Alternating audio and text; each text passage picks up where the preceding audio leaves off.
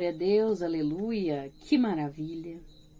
Que maravilha estar aqui mais uma vez e ter você comigo para juntos nós aprendermos mais um pouco da Palavra de Deus através da Escola Bíblica Dominical. Como muitos sabem, eu sou a Kellen Cristina, sou professora da Escola Bíblica Dominical, congrego na Igreja Assembleia de Deus Madureira, Campo de Turvânia, em Goiás, né? O meu pastor presidente é o pastor Ida Marques Luiz de Oliveira e a sua esposa, a pastora Arlene Gonçalves. E como sempre, né, neste canal aqui eu trago comentários sobre as lições da EBD. Né, nós trabalhamos com as revistas da editora Betel, estamos no primeiro trimestre de 2023, com o tema sobre o Evangelho de Marcos. Né, estamos aprendendo sobre o servo e a missão no serviço da obra de Deus. E temos aprendido muito, né? E estamos na reta final aí deste trimestre, para a honra e glória do Senhor. Só faltam mais 2 lições. E hoje eu trarei para vocês um comentário sobre a lição de número 12. É uma lição muito forte, que toca o nosso coração. Uma lição de grande aprendizado em nome de Jesus. E o título da nossa lição diz: O sofrimento do servo, sua morte e ressurreição. O nosso textuário vai nos dizer: Porém, ele disse-lhes: Não vos assusteis. Buscais a Jesus o Nazareno que foi crucificado. Já ressuscitou, não está aqui. Eis aqui o lugar onde o puseram. Marcos 16, 6. A verdade aplicada nos diz: Ao ser preso, passar pelo sofrimento, morrer na cruz e ressuscitar ao terceiro dia, o servo estava cumprindo o glorioso e perfeito plano de Deus. Os nossos objetivos são estes: mostrar que Judas foi um discípulo desonesto, pontuar as aflições sofridas pelo nosso Senhor e evidenciar a importância da ressurreição de Jesus. Os textos de referência encontram em Marcos, capítulo 15, os versículos 43, 44, 45, 46 e 47. Mas eu te aconselho, como sempre eu falo aqui, né, leia todo o capítulo. É importante fazer uma leitura completa de todo o contexto e também as leituras complementares aí, né, que tem na nossa revista, uma leitura para cada dia da semana.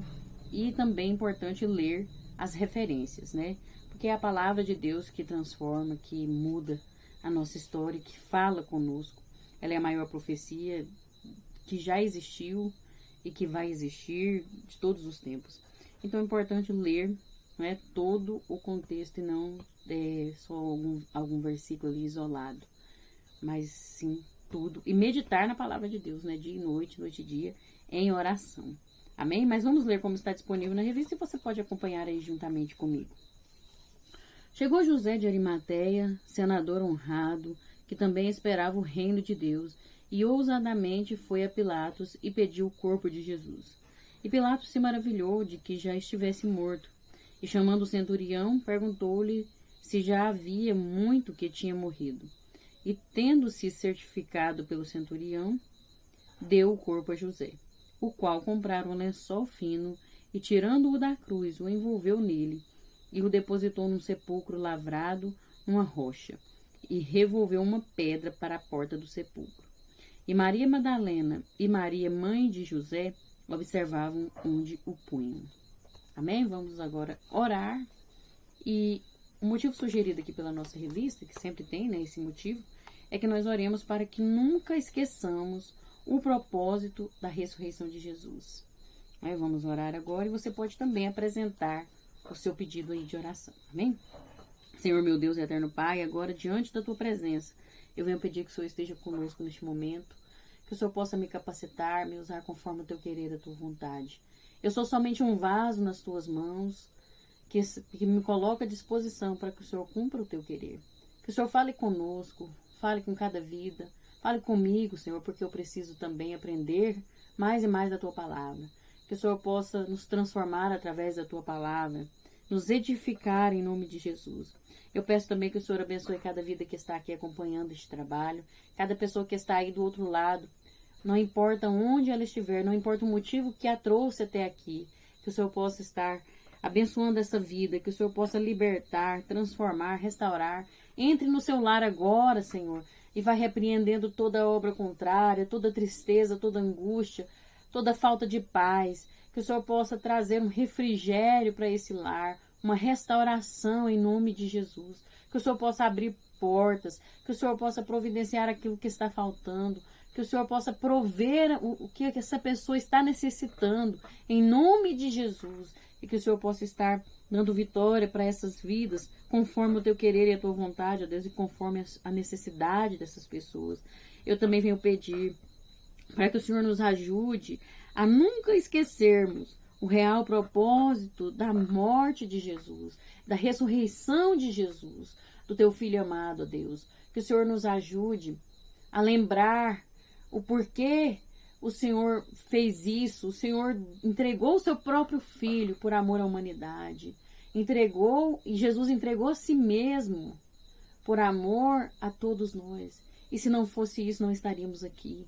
Nós não somos nada sem Ti, ó Deus.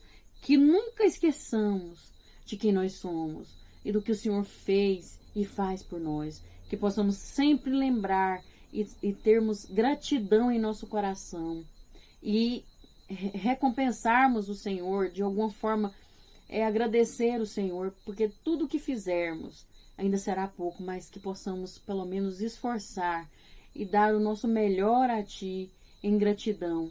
O Senhor não cobra nada, o Senhor não pede nada em troca, mas que possamos reconhecer o que o Senhor fez por nós e sermos gratos a Ti, Senhor, e Te servirmos em espírito e em verdade. Em nome de Jesus é o que eu te peço e te agradeço. Amém. Glória a Deus. Que bênção, que maravilha. Vamos agora entrar aqui na lição, mas antes de entrar aqui no comentário da nossa lição, né?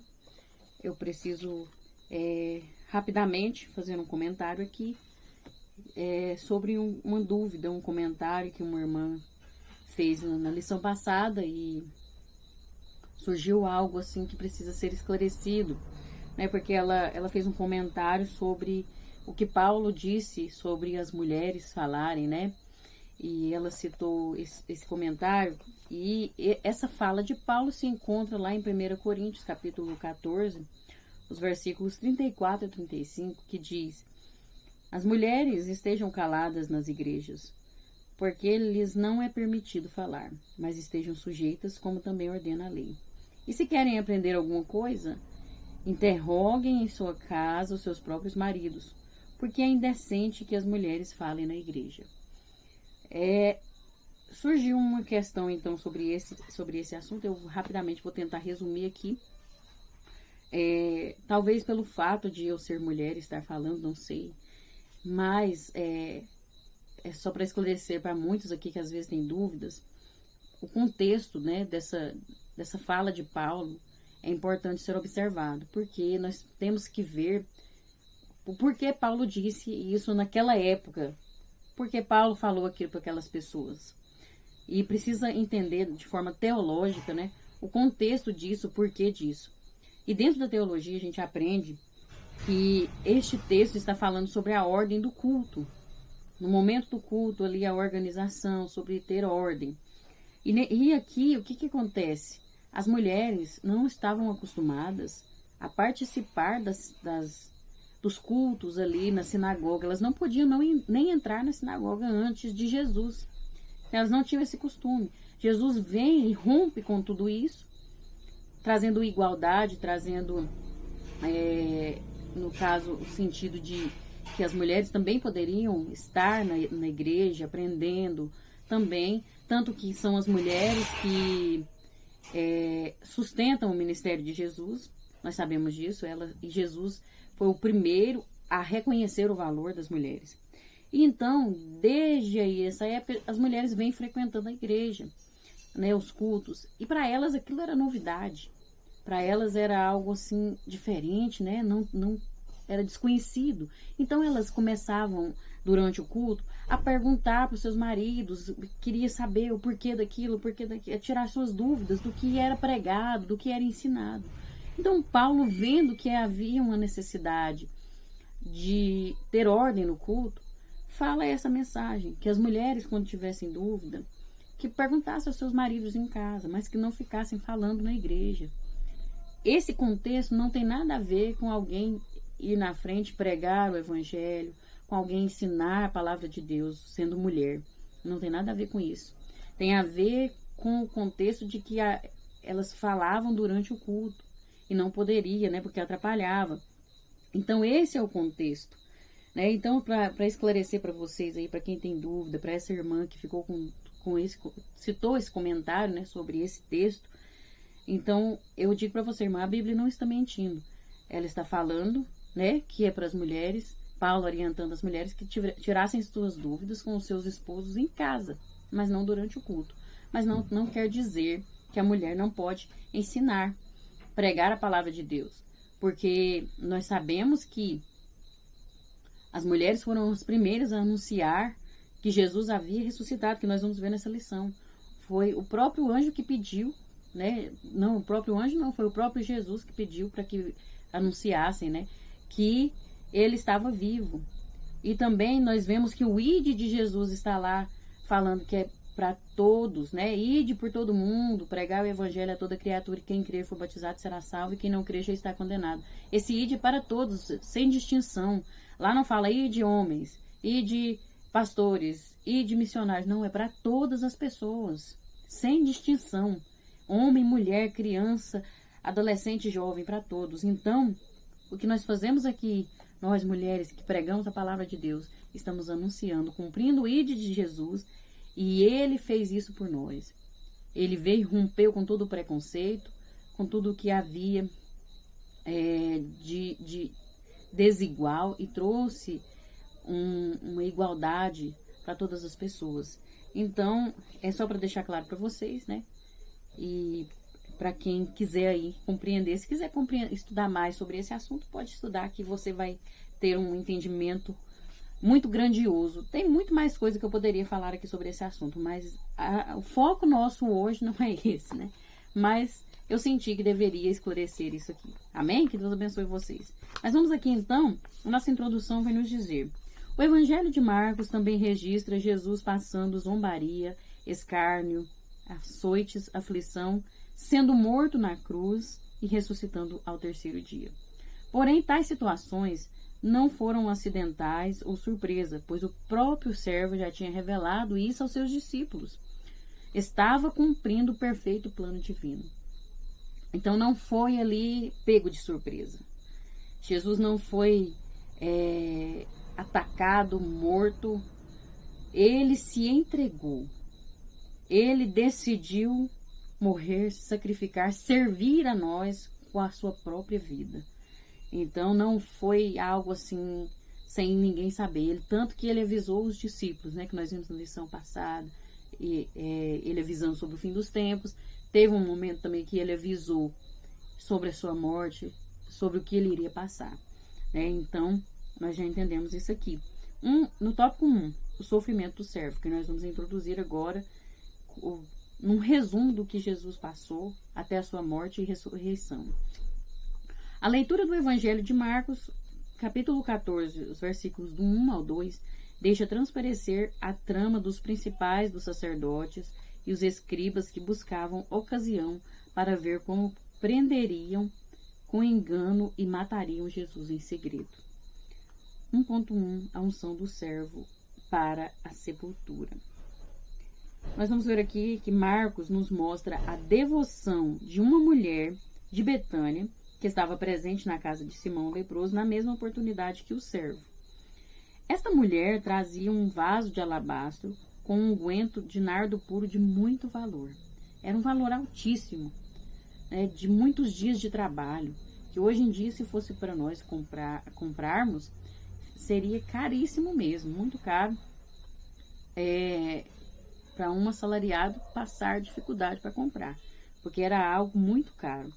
E essa mulher, sem se importar com o preço, ela vem e derrama aquele óleo ali, aquele unguento ali, sobre a cabeça de Jesus, né, sobre a cabeça do Filho de Deus. Ela quebra ali aquele vaso, né, e derrama então sobre a cabeça dele. E esse gesto dela, essa atitude, deixou muitas pessoas irritadas, porque alguns vão olhar e falar: mas que é isso? Que desperdício, né? Poderia pegar esse unguento e vender e dar o dinheiro aos pobres. E um destes que falou isso, né, que ficou incomodado com isso, não chegou a falar, né, mas ficava assim, pensando dentro de si, era Judas. O próprio Judas foi um dos que ficou incomodado com essa atitude da mulher. E aí, alegando que poderia ser vendido e dado aos pobres, porque possuía um alto valor, né?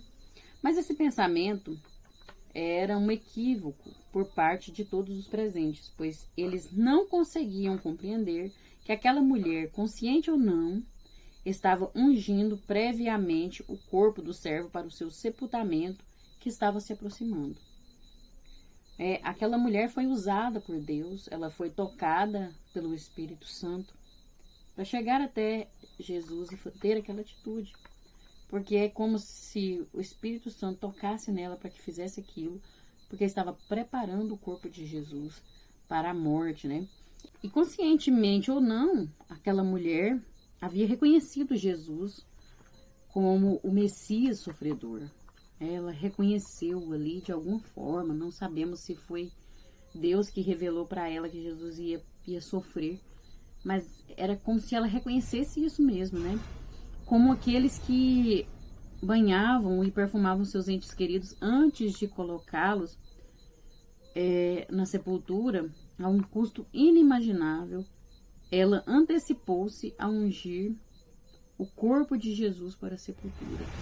Era um costume, né, das pessoas naquela época ungir, banhar os mortos, seus entes queridos, com produtos, especiarias, né? E essa mulher gastou, pode-se dizer, vamos supor, tudo que tinha, talvez, a gente não sabe, mas ela gastou muito fazendo isso, preparando Jesus para um momento que ele ia passar. E aquilo foi muito importante. Para Cristo, esse ato falava mais claro que as palavras. É como se ela, com a atitude dela, dissesse: sei que tu és o Messias e sei também que a cruz te aguarda. Então foi um valor que ele recebeu, algo tão importante, né?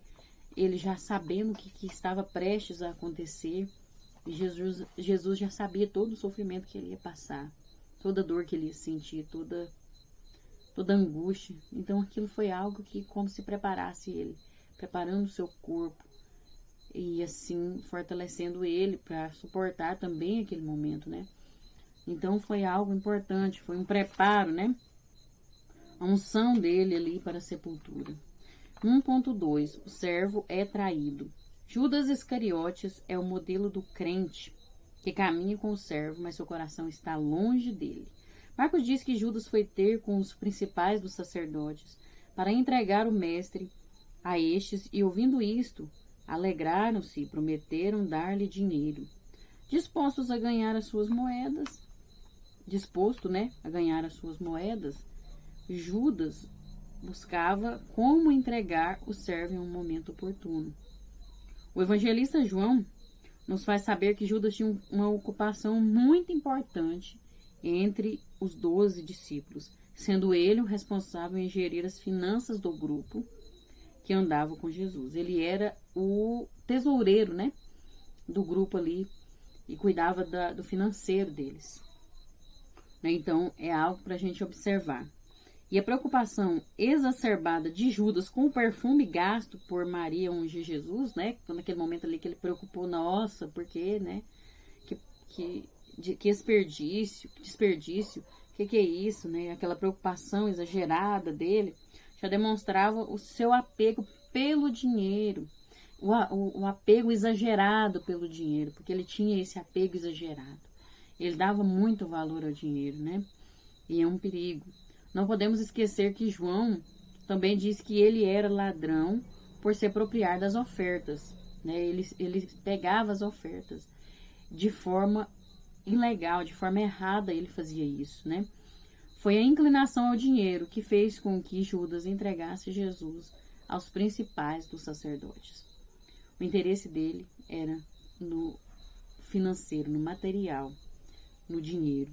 E foi onde o inimigo viu uma oportunidade, né, de usar ele, e ele deu lugar àquilo ali, deu lugar àquele desejo, né, e foi então que entregou Jesus foi ao ponto de negociar, né, por dinheiro, que ia entregar Jesus aos sacerdotes, aos principais dos sacerdotes ali. E aqui vai ter um comentário que diz: o pecado secreto transforma a mente e torce os valores de uma pessoa de modo grotesco. Aqueles que desviam dinheiro raramente roubam muito a primeira vez. A pessoa que ela tem o desejo, que tem a fraqueza para roubar dinheiro, para pegar o que não é dela, ela não vai pegar um monte de uma vez. Começa em pouco mesmo. E é onde está o perigo. Às vezes pensa assim, não, é só um pouquinho, não tem problema. Aí é que está o problema. Começa um pouquinho mesmo. Meu Deus, misericórdia. Para Deus também não tem diferença de muito ou pouco, né? Para Deus o que importa é a atitude, é a intenção do coração ali, né, em fazer aquilo. Aí vai continuar o comentário aqui que diz: depois, à medida que o desvio se torna um hábito, aí a pessoa vai acostumando, né? Vai, não tem problema, tal. Aí ela vai achando que aquilo ali faz parte da vida dela, não tem problema. Aí se torna um ritual e eles relacionalizam seu pecado com o objetivo de preservar algum senso de dignidade.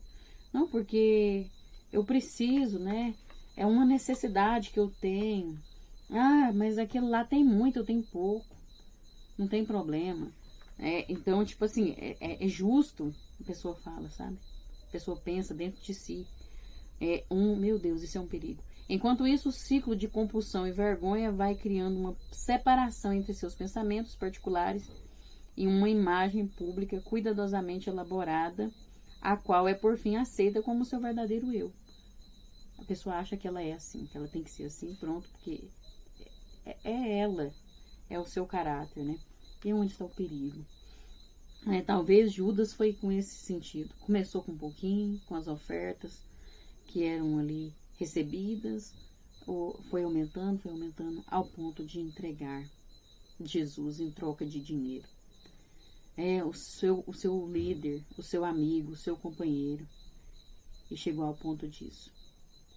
É uma cegueira que o pecado cria na vida da pessoa e a pessoa então não percebe o que realmente importa, não percebe o que está fazendo, muitas vezes assim naquele momento ali da emoção ou da ilusão, e é muito triste isso, né, que o Senhor possa nos ajudar a vencer todas as nossas fraquezas, né, e não darmos lugar nem só num pouquinho, né, é só um pouquinho, é só uma vez, vai ser rapidinho.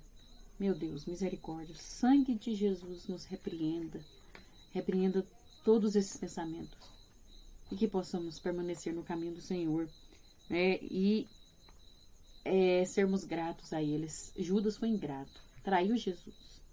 Jesus foi traído por ele. Jesus chegou ao ponto de lavar os seus pés ali naquele momento da última ceia, né? Jesus lavou os pés ali dele. E sabendo que ele o trairia, que ele já tinha ido trocar Jesus, já tinha ido pegar o dinheiro em troca de Jesus. E Jesus ainda fez isso. Mas ele não soube valorizar. E tem muitos por aí que não estão sabendo valorizar o que Jesus faz, o que Jesus fez. Não sabem valorizar a companhia de Jesus. E o fim dessas pessoas, se não se arrepender, é muito triste. Porque Judas, ele poderia se arrepender. Mas ele não se arrependeu, ele sentiu remorso. Remorso é diferente de arrependimento. Porque o remorso, a pessoa não quer viver. A pessoa fica tão envergonhada e sente tanta culpa que ela quer morrer, ela quer acabar, dar um fim na sua vida. Agora, o arrependimento é diferente. A pessoa sente vergonha, sente tristeza, fica com o coração contrito, mas ela quer viver para fazer diferente.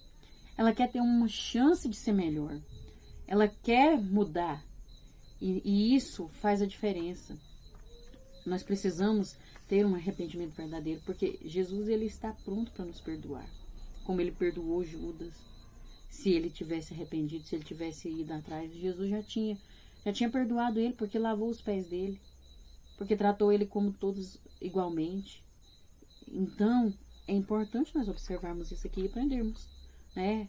Nós aprendemos muito, eu aprendo muito com os erros das outras pessoas, com o que eu vejo na Bíblia, os erros das pessoas ali, da palavra de Deus. Então, nós precisamos aprender com eles. Amém?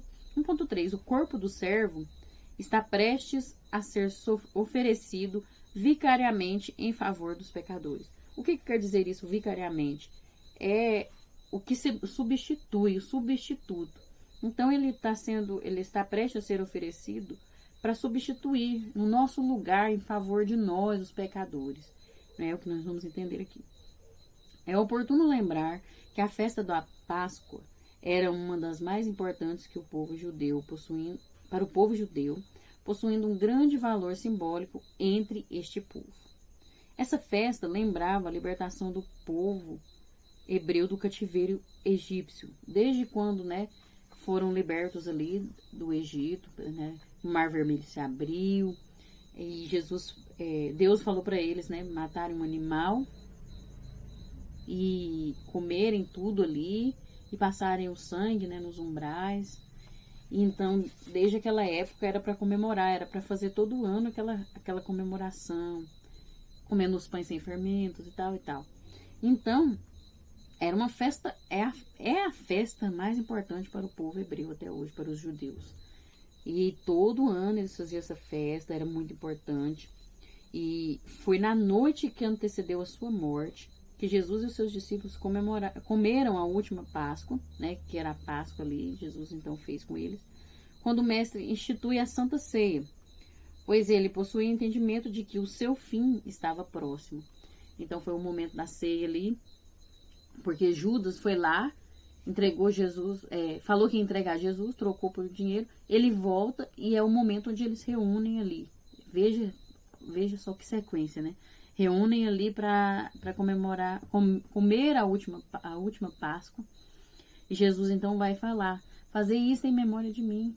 Façam isso para vocês se lembrarem de mim, do que eu estou fazendo, do que eu vou fazer por vocês. Jesus fala para os discípulos, que era para eles fazerem isso, né? Então, daí estabeleceu, né? Foi instituída a nossa ceia, a ceia do Senhor. Ele já sabia o que ia acontecer, que o fim estava próximo. E o Filho do Homem, que se fez servo, estaria assim como no Egito, desprendendo o seu povo não mais de uma escravidão humana, entretanto do cativeiro das astúcias de Satanás. Ele, assim como o povo foi liberto da escravidão do Egito, agora Jesus vai libertar a humanidade do pecado, da escravidão que o diabo trouxe através do pecado. Então, veja a importância desse momento, dessa união, dessa reunião que Jesus fez ali, e estava prestes a acontecer, e ele faz essa última ceia, e essa última Páscoa da vida do Senhor Jesus, com os seus discípulos, foi a mais desejada por ele. Foi o que ele mais desejou, porque era o que viria antes do seu sacrifício na cruz, e iria ganhar um sentido novo e mais completo. Porque aí eles iam entender o porquê dele fazer aquilo, o porquê dele dizer todas essas coisas. Por mais que ele explicasse, parece que eles não compreendiam totalmente, né? E aí, Jesus, então, vai trazer isso à tona e logo depois seria sua morte. E aí, ia completar o que ele estava falando, ia completar a sua obra, o seu propósito aqui nessa terra, o seu serviço, porque foi a maior atitude do servo, se entregar, dar a sua vida em favor da humanidade. Então, para ele foi muito importante, e para nós também tem que ser importante. A ceia do Senhor é para nos lembrar, né, o verdadeiro sentido da Páscoa, que é o sacrifício do Cordeiro Imaculado, por nós, o que ele fez, por amor, nós sendo pecadores miseráveis, que não merecemos nada, mas ele nos amou e nos ama, ao ponto de dar a sua vida por nós. Quem é que tem coragem de dar a sua vida, até mesmo por quem ama, e ainda mais para quem nem valoriza? por pessoas que ignoram, que desrespeitam Jesus. Ele já sabia que nós nasceríamos hoje, quais as pessoas que o rejeitam, quais ainda que vão rejeitar. Ele já sabe todas as coisas, ele já sabia. E foi por amor, ele falou pro Pai: envia-me a mim, eu vou lá e vou me entregar por essas vidas, porque eu amo a humanidade. Ele é como se ele falasse isso. Foi por amor. Então nós temos que valorizar. Nós temos que valorizar o que Jesus fez. Como foi tão importante para ele aquele momento, deve ser importante para nós o culto de ceia. Tem pessoas que acostumaram a ceiar. Tem pessoas que já virou rotina a igreja. Já estão no automático. Vão por ir, não, sabe? Não meditam no que é a ceia. O porquê nós estamos fazendo isso. Por que eu estou comendo este pão, bebendo este suco? O porquê. Mas é porque o corpo dele estava prestes a ser oferecido em nosso favor. E aquele foi um momento tão especial. E nós temos que lembrar disso. Valorizar isso.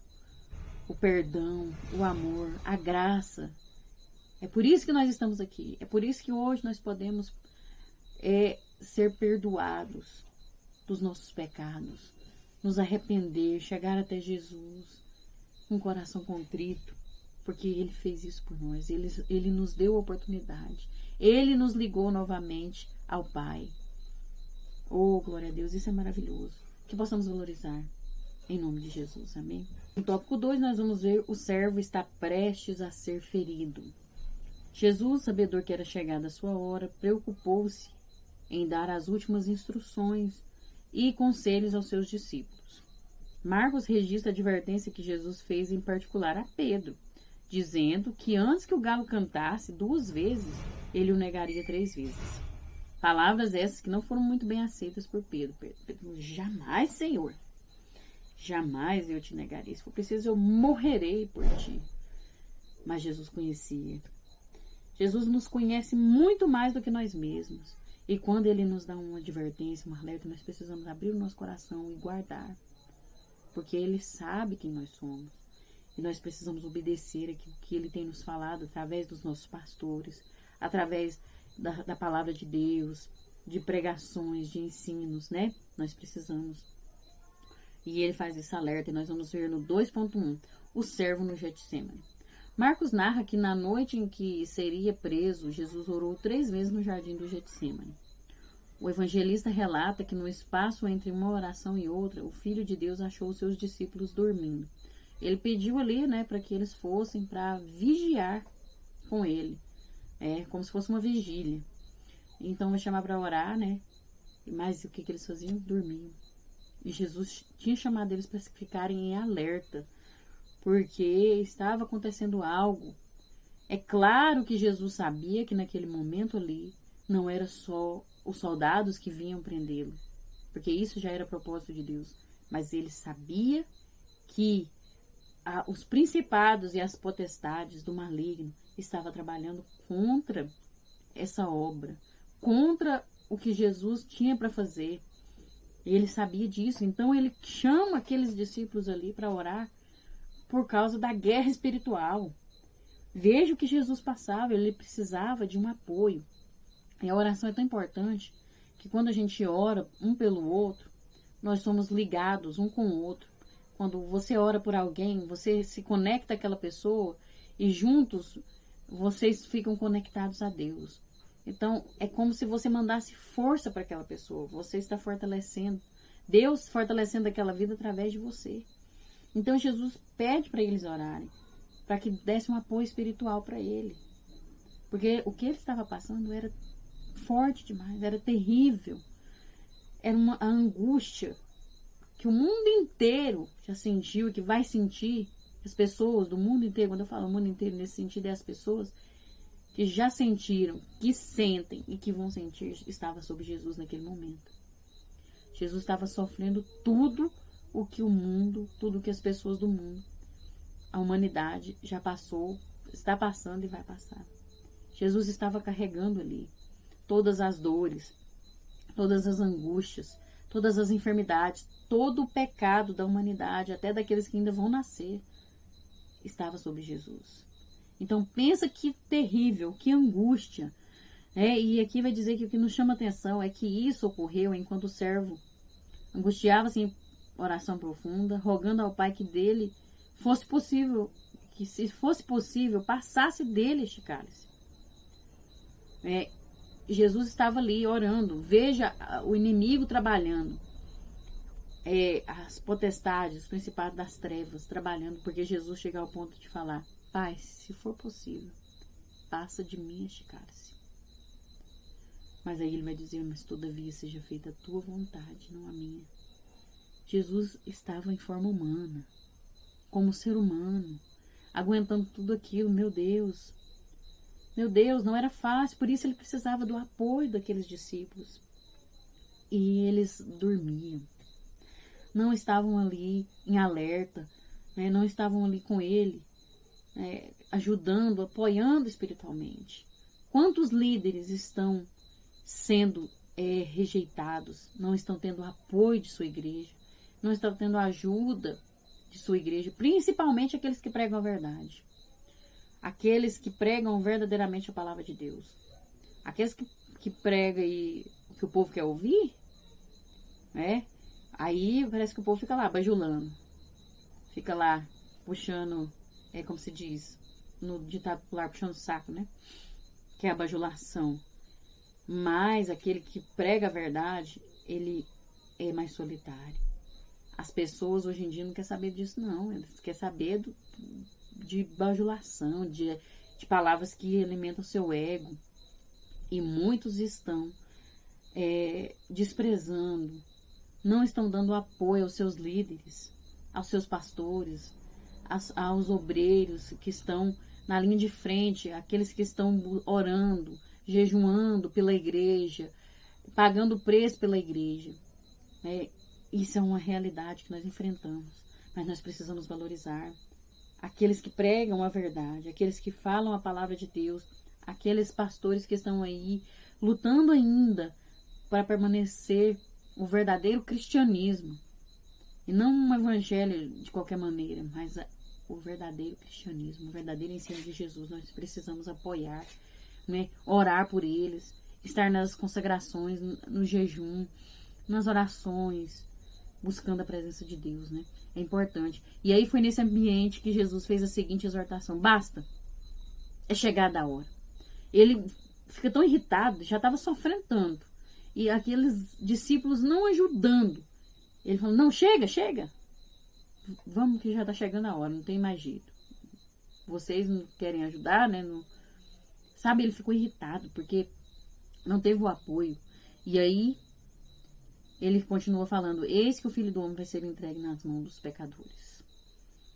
Jesus sentiu-se angustiado diante da morte, e foi por isso que orou ao Pai Celestial que, se possível, o livrasse daquela hora, porque a angústia era terrível. Era necessário que ele tomasse daquele cálice de sofrimentos. Por esse motivo, Jesus ora mais intensamente. O seu suor se transformou em gotas de sangue e um anjo do céu o confortava. Enquanto isso, seus discípulos dormiam. Jesus, ele venceu através da oração. Porque se ele não tivesse orado, ele não conseguiria vencer. Porque é na oração que a gente clama a Deus, que a gente se conecta com Deus e ele nos fortalece. E Jesus, ele suou sangue. A angústia era tão forte que ele suou sangue. Na psicologia, é considerado o grau mais alto da depressão. O momento em que a pessoa flui de seus poros ali gotas de sangue. Nunca se ouviu falar de alguém que passou por isso. Foi somente Jesus, porque ele estava levando as nossas enfermidades. Como diz Isaías, verdadeiramente ele levou sobre si as nossas enfermidades, as nossas iniquidades, e pelas suas pisaduras nós fomos sarados. Jesus passou por isso. Foi por amor a mim e a você. E ele foi até o fim. Ele não desistiu, mas ele buscou a Deus através da oração, buscou força através de se conectar com Deus, de falar com Deus, de ter intimidade com Deus. E ele venceu. Oh, aleluia, glória a Deus. No 2.2, o servo é preso. Marcos pronuncia que enquanto o servo ainda falava, veio Judas Iscariotes, que era um dos 12 discípulos, ao Getsêmani, acompanhado dos principais sacerdotes, dos escribas e dos anciões, e com eles vieram uma grande multidão com espadas e varapaus. Judas acertou com a liderança judaica que aquele que ele beijasse seria o Cristo, né? Para ele dar um sinal, aquele que eu beijar no rosto vai ser o que vocês têm que prender. Já tinha combinado. E ao se aproximar do servo, disse: Rabi, Rabi, e saudou com um beijo no rosto, sendo o mestre preso nesta hora. Ele disse: Mestre, mestre, e beijou no rosto dele. E então Jesus foi preso naquela mesma hora. Aquelas pessoas foram prendê-lo como se ele fosse um delinquente. Eu fico pensando, né? Jesus não fez nada, Jesus não era uma pessoa agressiva, Jesus não só pregava o amor, a paz. E eles foram daquela forma, tratando ele como se ele fosse um bandido. Meu Deus, isso era uma humilhação. Foi uma humilhação. E foi por mim e por você que ele fez isso. Ele poderia ali, destruir tudo ali. Mas por amor ele decidiu se entregar. E eles fizeram isso com Jesus. Trataram ele dessa forma. Mas a verdadeira identidade do Filho de Deus estava muito próxima de ser conhecida por todos aqueles que o haviam prendido injustamente. Eles iam ver depois quem era ele. O Filho de Deus, que se fez homem e morreu por nós. Eles iam ver a verdadeira identidade. E aqui tem um comentário que diz: o momento da prisão ocorreu ainda de madrugada, enquanto Jesus advertiu os discípulos quanto à oração. Foi no momento que ele falou: não, chega, o Filho do Homem já está prestes a ser entregue. E quando ele terminou de falar, eles chegaram. Porque Jesus já estava, sabendo que eles estavam vindo na sua onisciência, né? Ele já sabia que era o momento aquilo ali. Né? Então eles chegaram ali, prenderam ele, e Judas conduziu, né? Foram conduzidos por Judas, e eles levaram Jesus, então. Infelizmente, a gente sofre de ver isso acontecendo, mas se não fosse isso, o que seria de nós, né? A gente sofre. Quando eu vejo um filme onde mostra o sofrimento de Jesus, eu me emociono, eu choro, eu fico com raiva daquele povo, dá vontade de entrar lá assim, se a gente pudesse, né? E eu queria bater naqueles homens, igual Pedro fez, cortou a orelha, né? Aí Jesus falou que não era pra agir daquela forma, mas eu tinha vontade também, principalmente quando eu era criança, eu ficava com uma vontade de pegar aqueles caras lá e prender eles com espada e derrotar eles e não deixar fazer aquilo com Jesus. Meu Deus, ele é inocente, né? Não tinha feito nada, mas era para se cumprir. Ele decidiu fazer isso, ele decidiu se entregar. Então nós temos que somente agradecer. Não dá para compreender um amor como esse, é infinito, mas dá para sentir esse amor, dá para viver esse amor. Nós precisamos viver e valorizar e aprender, né, com Jesus através dessas palavras. E nós vamos ver no 2.3 o julgamento e condenação do servo. As circunstâncias do julgamento de Jesus mostram o que há de mais perverso no coração do homem. Marcos narra que os principais entre os judeus o levaram à casa do sumo sacerdote, buscaram algum testemunho contra ele para matá-lo e não acharam. Eles chegaram ao ponto de pagar pessoas para falar mal de Jesus, para inventar coisas que Jesus tinha falado e não tinha, para falar, acusar Jesus injustamente. Eles pagaram. Chegaram ao ponto disso, e mesmo assim aquelas provas eram insuficientes. Não eram, mas eles armaram um complô ali tão terrível contra Jesus que conseguiram, né? que conseguiram incriminar ele, mas foi injustamente, não tinham provas. Mas eles, como o ser humano faz, né? A perversidade do ser humano é tão terrível que eles fazem um complô ali, eles manipulam as pessoas contra um inocente, muitas vezes, contra por inveja ou por ódio de outra pessoa, e inventam mentiras, inventam coisas de uma forma que o outro acredita, sabe? É tão terrível o que é o ser humano. Armam, faz ciladas para acusar pessoas, acusar os outros. Isso é terrível, o ser humano é terrível. E Jesus passou por isso, agora imagina nós.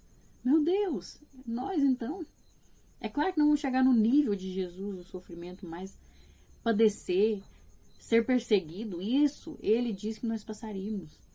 Nós seríamos assim também. Não ao ponto que ele foi, mas não estamos isentos de passar por essas coisas. Nós também passaremos. E aí nós vamos ver que estava tudo armado naquele julgamento para que sua condenação acontecesse. Era tudo planejado. Ao ser interrogado pelo sumo sacerdote e revelar a sua identidade como filho de Deus, o sumo sacerdote considera tal declaração do servo uma blasfêmia. E todos concordam que ele deve morrer. Veja só. Eu penso que Jesus passou ali, né? Toda a pressão, toda a opressão psicológica, né? Deveria ter sido terrível. Mas ele foi forte. Ele foi porque o Espírito Santo estava fortalecendo ele e o amor dele por todos nós o fortaleceu. E ele tinha um propósito a ser cumprido, ele tinha uma missão, né? O servir. Ele veio para nos servir e dar a sua vida em resgate de muitos. E ele fez isso, foi até o fim. Ele foi submetido a 3 julgamentos. O do Sinédrio, o de Pilatos e o de Herodes. 3 julgamentos. Veja só o que Jesus passava. E em nenhum deles Jesus foi julgado corretamente, tendo em vista a sua inocência e a ausência de provas. Contudo, era desígnio de Deus que assim acontecesse para o cumprimento das Escrituras. Fazia parte, né, do propósito de Deus para a vida de Jesus e para a humanidade. Ele tinha que passar por isso. A gente sofre junto, a gente chega ao ponto de se colocar no lugar. É claro que eu não sei tudo que ele passou, não consigo imaginar. Acho que tudo que eu imaginar ainda é pouco perto do que ele passou. Mas eu me coloco no lugar. E eu tenho uma gratidão muito grande pelo meu Deus, pelo meu Senhor. Por tudo que ele passou por mim. Era eu que tinha que estar lá. Era eu e você que merecíamos esse castigo. Mas ele fez isso por amor. Nos livrou do pecado. Nos livrou da condenação, do castigo. Pagou a nossa dívida. Sem nós merecermos. E isso é maravilhoso, né? Oh, glória a Deus. Eu glorifico a Deus. E tudo que eu puder fazer para retribuir o que Jesus fez, eu sei que é pouco ainda. Por isso eu dedico a minha vida a Ele.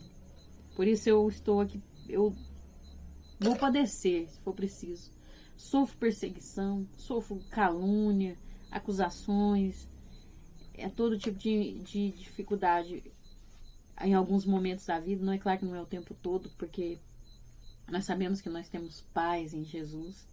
Nós sabemos que temos uma alegria que o mundo não pode oferecer, mas a gente passa por situações assim. E eu passo agradecendo a Deus. Tem hora que a gente fica angustiado, fica com raiva, fica com tristeza, mas a gente conta para Jesus, entrega tudo para Ele e Ele nos lembra: olha, eu passei por isso, eu passei por coisa pior e foi por amor a você. Continue, vai valer a pena. Eu estou contigo em todos os dias até a consumação dos séculos. Eu estou do seu lado, eu sei o que você está passando. Então isso é maravilhoso. Servir a Deus, servir a Jesus não tem preço. Vale a pena. Isso é maravilhoso. Glória a Deus. No tópico 3 nós vamos ver a crucificação e ressurreição do servo. Quando os principais dos judeus acusaram o servo de dizer ser o rei dos judeus, o levaram até Pilatos para que este o condenasse à morte. Após Pilatos interrogar Jesus e não achar nele nenhuma culpa, e sendo costume no dia da festa soltar um preso, Pilatos deu ao povo a decisão de escolher entre a morte de Jesus e a libertação de Barrabás, preso com outros amotinadores que tinham num motim cometido uma morte. Eles tinham matado uma pessoa durante um motim.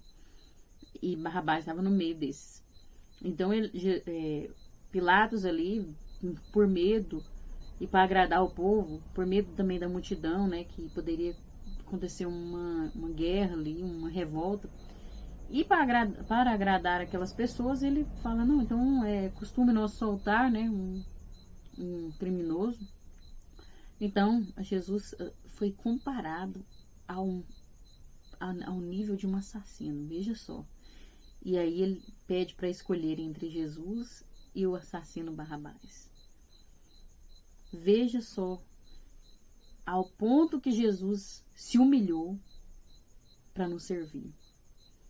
Ao ponto de ser comparado com um assassino, com um bandido. Jesus foi tratado dessa forma. E, infelizmente, o povo escolheu. É muito triste isso. Nós vemos no livro de Marcos que o povo escolheu Barrabás. Aquela mesma multidão que falou, Hosana nas alturas. Aquela mesma multidão agora está gritando, crucifica-o, solte Barrabás. Queriam a morte de Jesus. É muito triste isso. É muito triste. É a traição, a dor que Jesus estava passando ali. É a rejeição, aquela maldade, né? Jesus estava sentindo não só o que as pessoas falavam, mas Jesus ainda sentiu que elas estavam no pensamento, que tinha a intenção delas. Então, o que Jesus passou não foi fácil. Não foi fácil, mas foi por amor. Foi por mim e por você. E aí Pilatos, então, soltou Barrabás e entregou Jesus para ser crucificado. Mas aí, né, não bastava só crucificar ele, não. Não bastava só isso, não. Eles tinham que torturar ele. E aí nós vamos ver no 3.1 a crucificação do servo.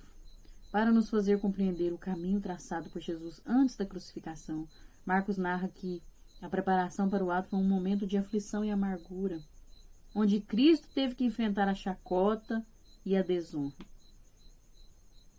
Nesta ordem de ideias, lemos que após a condenação à morte por Pilatos, os soldados romanos usaram de ações impiedosas.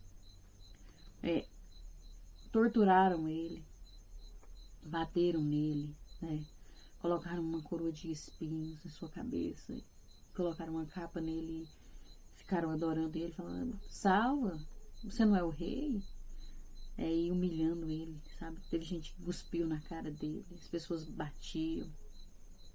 E ele, quando você vê assim, as chicotadas que ele levou, quando você vê o que tinha na ponta ali daquele chicote,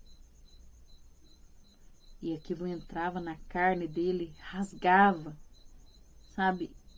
E tem uma cena de um filme que mostra que eles pensavam que ele ia morrer naquele momento, porque diante da medicina era para ele não ter aguentado como ser humano, não era para ter aguentado, mas ele teve força de Deus, o Espírito Santo estava fortalecendo ele e ele tinha essa decisão, o amor dele era tão forte que fez ele aguentar tudo.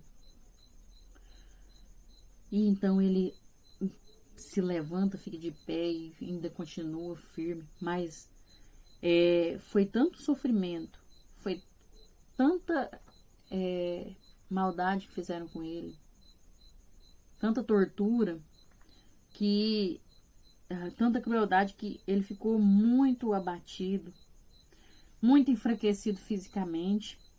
E então Simão Cirineu foi obrigado a ajudar Jesus a carregar a cruz, porque ele estava muito debilitado fisicamente, o seu corpo já não estava aguentando. E então precisou dele ser ajudado, porque ele cai ali com aquela cruz e eles chamam então esse Simão Cirineu aí, que era lá de Cirene, né? E então ele ajuda Jesus a carregar a cruz até o lugar aonde ele iria ser crucificado. E quando chegou no seu destino, foi exposto no madeiro, e ali ele deu um brado, um grande brado, e expirou. E engana-se quem pensa que ele ficou lá exposto com aquela fraldinha ali, aquele pano ali que a gente vê nos filmes, né? Não, ele foi exposto nu. Eles colocam aquilo ali para não expor, né? Para não, por causa que é um filme assim que tem que respeitar e tal, para não. Mas a realidade é que Jesus, todos aqueles que eram crucificados sem nenhuma roupa, sem nenhuma vestimenta, totalmente nu. E então Jesus foi humilhado dessa forma. Foi envergonhado para mostrar que era eu e você que deveríamos estar lá, sendo humilhados dessa forma. Toda a humanidade. Nós que merecíamos esse castigo. Mas ele me amou, ele amou você. E ele morreu em nosso lugar. Se sacrificou em nosso lugar, expirou. Deus amou o mundo de tal maneira que deu seu único filho para que todo aquele que acredita nele não sofra a morte eterna, mas tenha a vida eterna. Embora inocente, Jesus tomou o lugar de todo aquele que merecia pagar a penalidade da morte por seus delitos. Foi por amor. Como que as pessoas ainda acham que Deus não ama? Que Deus é um Deus que gosta de ver as pessoas sofrer? Que Deus é um Deus que não se importa com a humanidade? Como?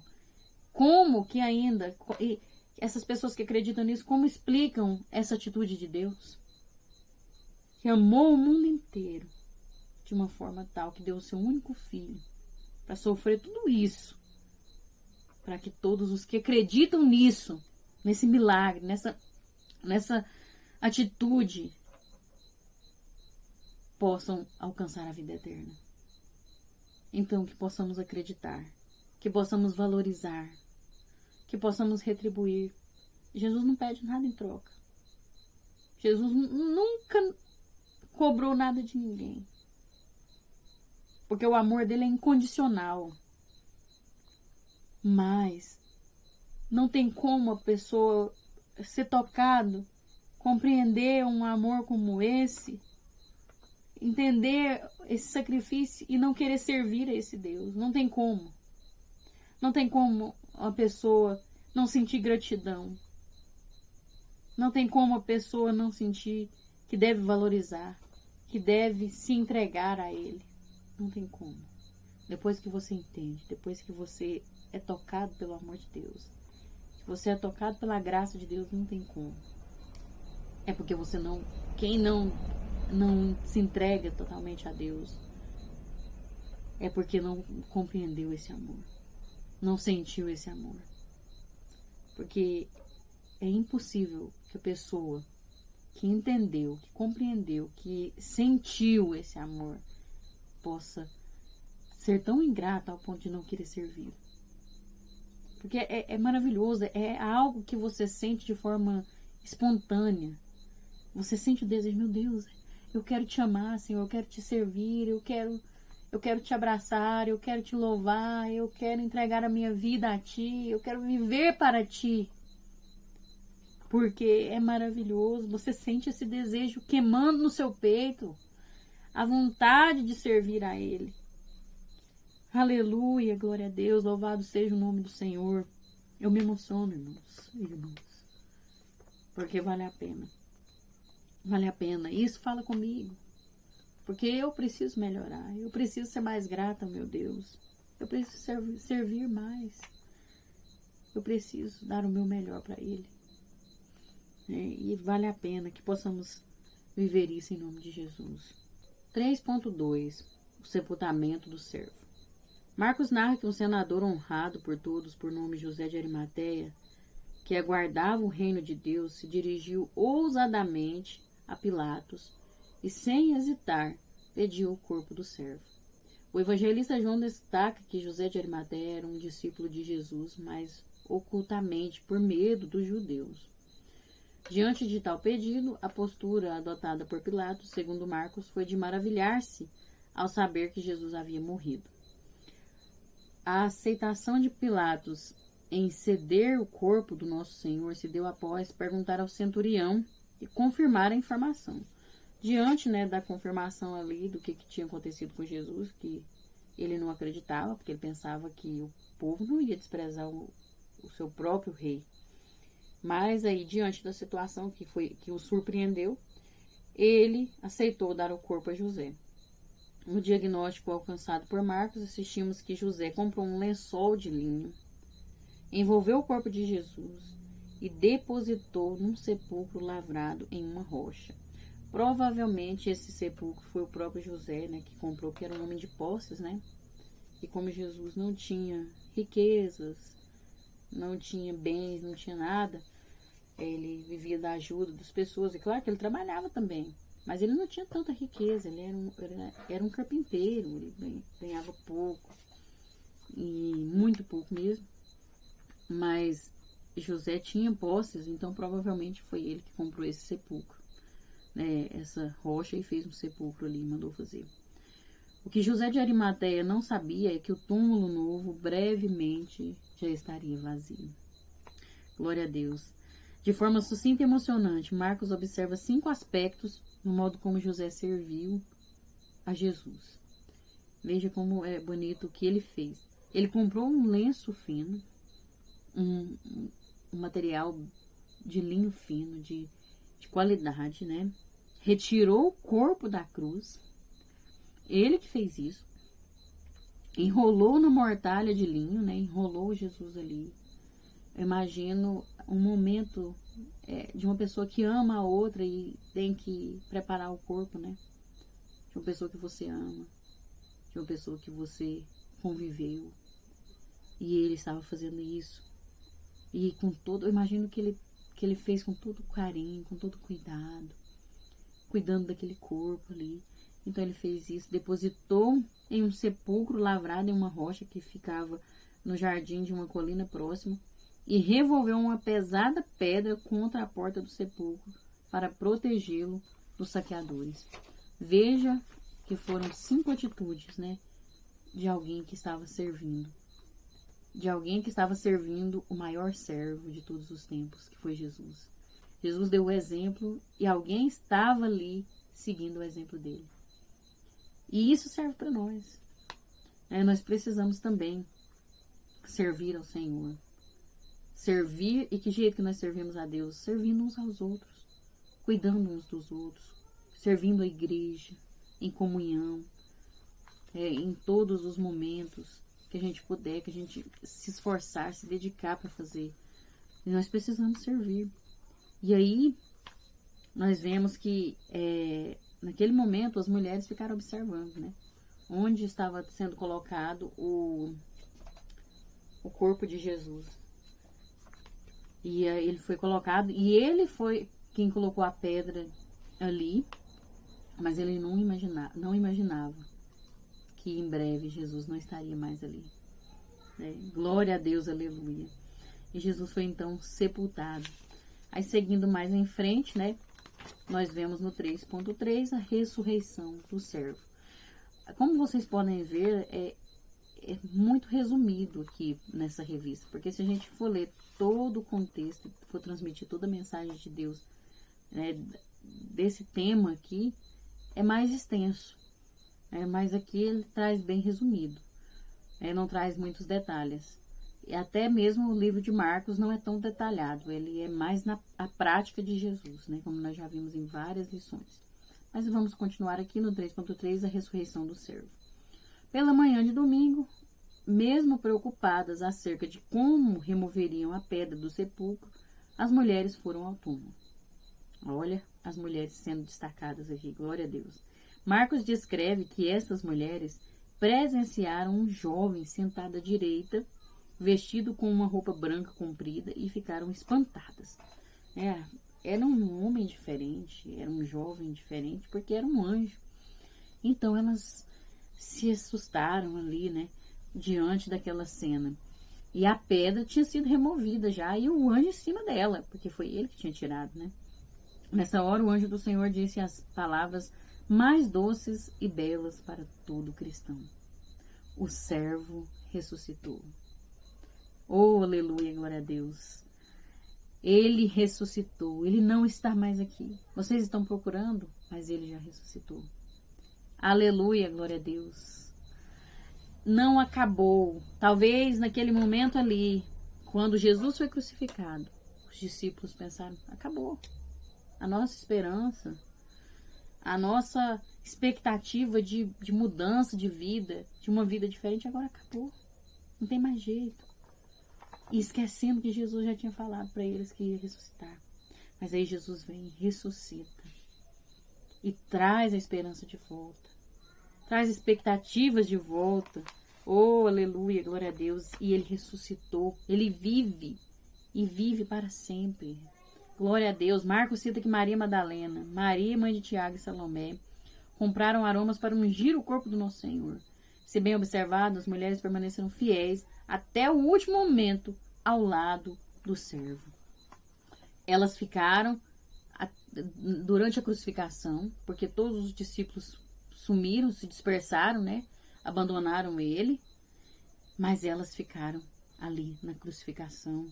Depois elas foram as primeiras a irem até o sepulcro para colocar mais especiarias ali, né, no corpo de Jesus. Mas quando chegaram, ele tinha ressuscitado. E quem foi anunciar? Foram elas. Elas foram falar que Jesus tinha ressuscitado.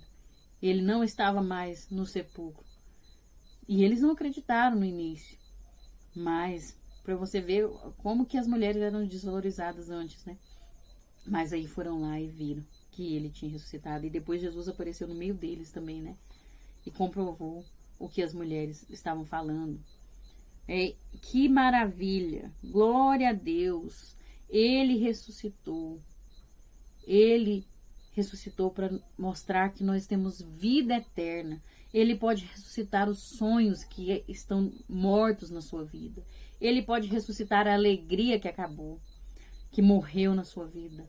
Ele pode porque ele ressuscitou. Você pode olhar todos os túmulos da história de todos os grandes líderes, grandes homens, todos, Buda, aqueles que eu não lembro o nome aqui, né? Todos os grandes líderes que as pessoas consideram como alguma coisa, alguma divindade, todos eles ficaram no sepulcro. Somente Jesus ressuscitou, porque ele é o Deus único e verdadeiro, o Deus vivo, aquele que era, que é e que há de vir, o Rei dos reis e o Senhor dos senhores. Nele você pode confiar. Ele é o caminho, a verdade e a vida. Só ele. Só existem dois caminhos que conduz à vida eterna e à perdição eterna. E o caminho que conduz à vida eterna é Jesus. Só tem um caminho para o céu. Porque ele ressuscitou. Foi o único que ressuscitou. E ele é a verdade. E na medicina você pode procurar. Tem um filme que fala sobre evidências de Cristo. E lá mostra o que a medicina fala sobre a morte e a ressurreição de Jesus, comprovando a realidade, comprovando realmente o que aconteceu, porque ele é a verdade. E conhecereis a verdade vos libertará. Que possamos nos lembrar do que Jesus fez. E ele morreu, ressuscitou. Nós devemos morrer para o mundo e viver para ele, porque nele nós vamos ganhar vida e vida em abundância. Então nós devemos morrer, matar o nosso eu, nosso ego, a nossa ignorância, a nossa incredulidade. É tudo aquilo que é dessa terra, dessa carne. Tudo que é o contrário do que Jesus ensina através da sua palavra, que é os frutos do Espírito. Nós devemos matar em nós e viver para Ele. E mesmo que morrermos aqui nessa terra, um dia nós iremos ressuscitar. Aqueles que morrerem em Cristo, que morrerem e antes terem aceitado Ele como seu Salvador, arrependido dos seus pecados, vai ressuscitar no último dia. E aqueles que estiverem vivos em Cristo serão arrebatados. Nós encontraremos com Ele nos ares. e veremos o nosso Senhor glorificado, porque Ele está lá, glorificado à destra do Pai, esperando o dia de vir nos buscar. Aleluia, glória a Deus. E a conclusão nos diz: o nosso Senhor Jesus Cristo venceu a morte. Ele está vivo, conforme nos afirma a sua palavra. Ele ressuscitou e cumprirá a sua promessa e voltará para nos buscar. Porque Ele vive, eu posso crer no amanhã. Oh, aleluia, glória a Deus. Louvado seja o nome do Senhor. Deus abençoe você e sua família. Deus abençoe seu lar. Deus abençoe todos vocês que se inscreveram neste canal, né? Eu nem peço, porque o objetivo é você assistir esse vídeo, você ser alimentado por essa palavra, ser transformado. Não sou eu, não faço nada. Eu só sou um instrumento nas mãos de Deus. Quem faz a obra é Ele, porque de mim mesmo não tem nada de bom para oferecer.